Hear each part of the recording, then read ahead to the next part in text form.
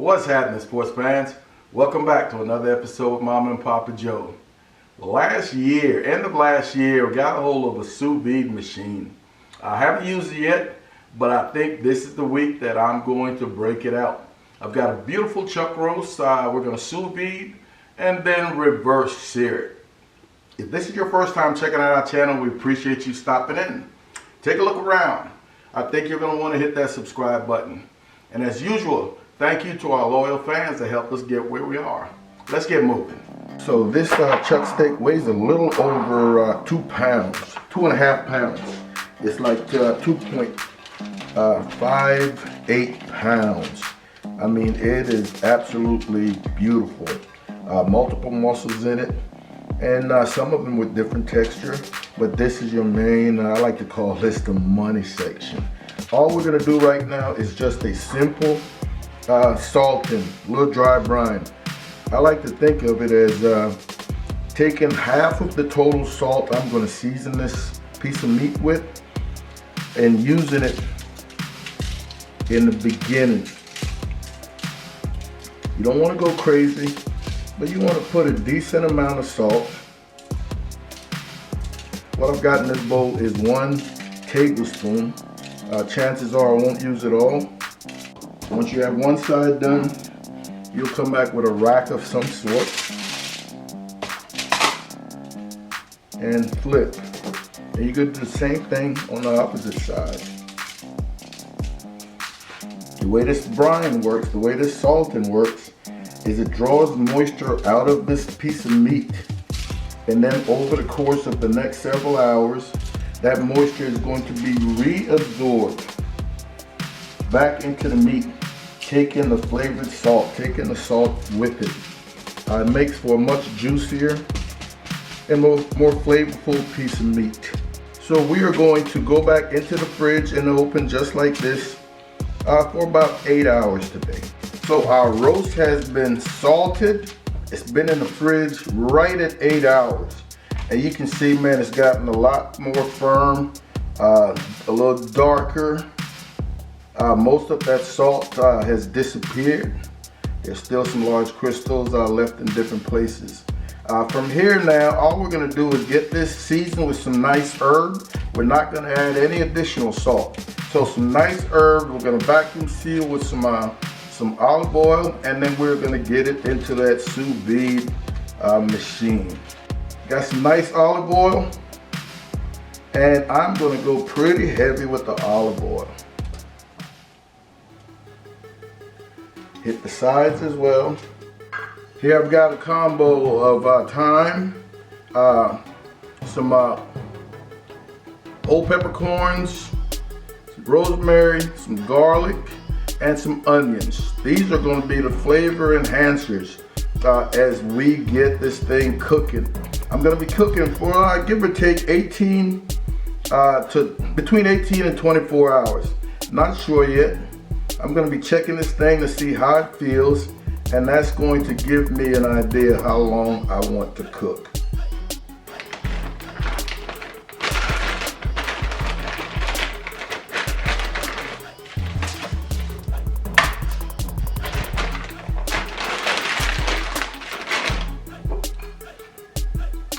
My olive oil. Spread out the rest of our herbs.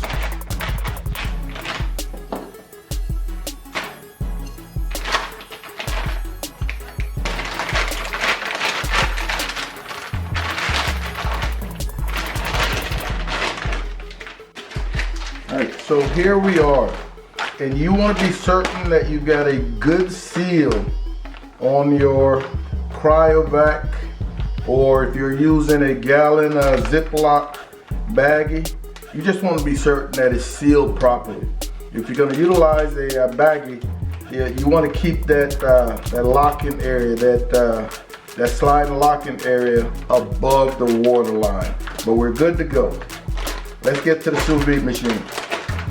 So the sous vide machine, I've got it set for 131 degrees. I am not preheating it this time. Maybe the next time I use it, I'll see what kind of difference I get if I preheat the water. I think the only thing preheating versus not preheating does is shorten your cook time. We just want to make sure that our meat is entirely covered and that your water does not go past the max line.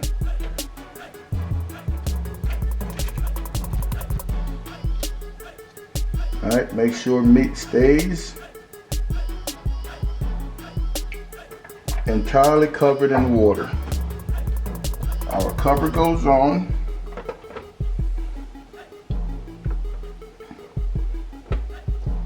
And we'll be checking on this in about 18 or so hours to see what we got. Here we are at 20 hours. And I don't think I'm gonna go to 24. Man, I'm scared it's gonna affect the texture, so I'm gonna pull it right at 20 hours. We're actually 20 hours and 2 minutes. Man, this machine works great. I don't even see any water loss. So I'm gonna allow this to cool down. I want it to be refrigerator cool, room temperature cool, because we're gonna high heat sear this in a couple of hours. All right, we're gonna knock out some quick roasted potatoes. I wasn't gonna film this, but I decided to do it at the last minute. Pain in the butt. If you own the mandolin slicer, which I'm getting ready to order after this, it's gonna make life simpler. But I want these potatoes sliced as thinly as possible. I've got here 2 tablespoons of salted butter. To that I'm gonna add garlic to taste. Some fresh some dried parsley, cracked black pepper, and just a little more salt. We're going to come back with our potatoes, and this is going to help our potatoes prevent them from discoloring too early. So just going to go in here all over, and we're going to try to get every single slice covered up with some of this goodness. And we're going to get these into a cast iron pan. This could be done on your grill, your pit. We're going to be doing this in the oven. So now come back with a little cast iron pan, a little melted butter or oil of your choice, and we're just going to start layering these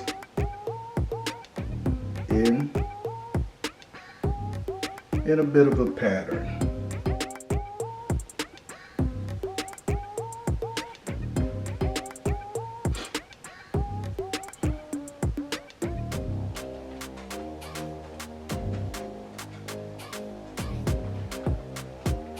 All right, we're gonna call this good and see what this ends up looking like. I said earlier, if you wanted to, you could make a nice gravy out of this liquid. Seasoned, man, it'd be a great base for a gravy. But we feel like a chimichurri today, so that's what we're gonna be going with. Try to knock off all these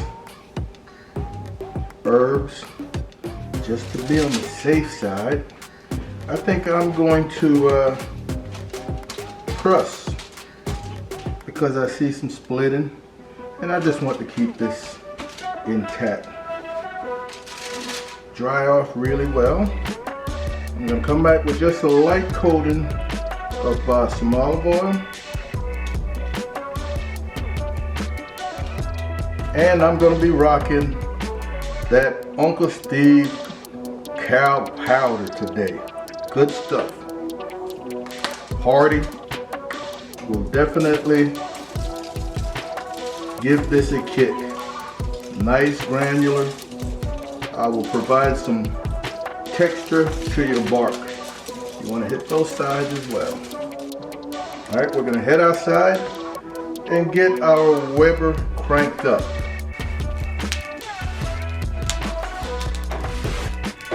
All right, we've got our Western cowboy lump briquettes. Nice and hot, man. Steak has a nice sweat, and I'm thinking I'll probably end up burning my butcher twine, but they're wet from the sweat. Let's see. We're gonna be doing my quick flip technique. Just about 30 seconds and the flip. I'm thinking no more than 90 to 2 minutes per side, so maybe 4 flips.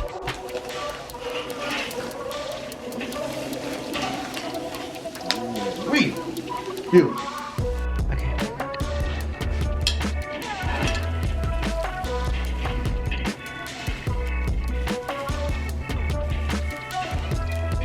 Because this steak had rested already, we don't have to rest very long, man. Oh, that's beautiful. That's a nice crust, beautiful char. Let's see what else we have. Man, take a look at these taters. Oh, it's a thing of beauty. Woo! Go, chef. Alright, let's get the slicing.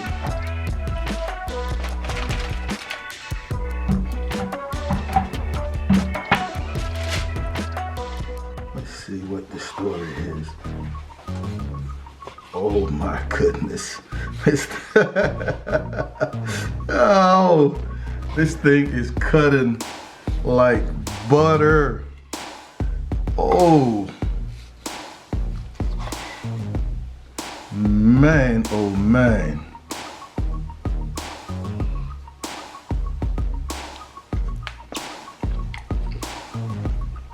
Oh goodness.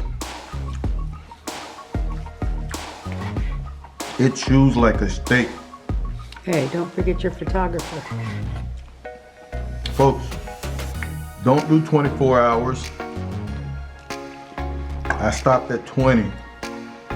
Oh, does it ever chew like the most tender steak whatsoever? Wow. All right, Mom, let's put a platter together. Okay. Oh, wow. Woo-wee. I am loving that. How beautiful is that? Folks, this chuck roast eats like, I've never had a one of those A5 Wagyus, but man, it can't be any more tender and silky. And it still has that steak chew. 20 hours, 131 degrees. Wow. I want to thank you guys so much for hanging out with Mom and Papa Joe once again. Be sure to join us on Thursday for our live stream. We're going to be recapping last week in San Antonio Rodeo. Like I said up front, if this is your first time checking out our channel, we appreciate you stopping in. Please hit that subscribe button. I know you enjoyed what you saw. Hey, stay safe and be on the lookout for another video coming soon. Take care of yourselves, and we'll see you when we see you.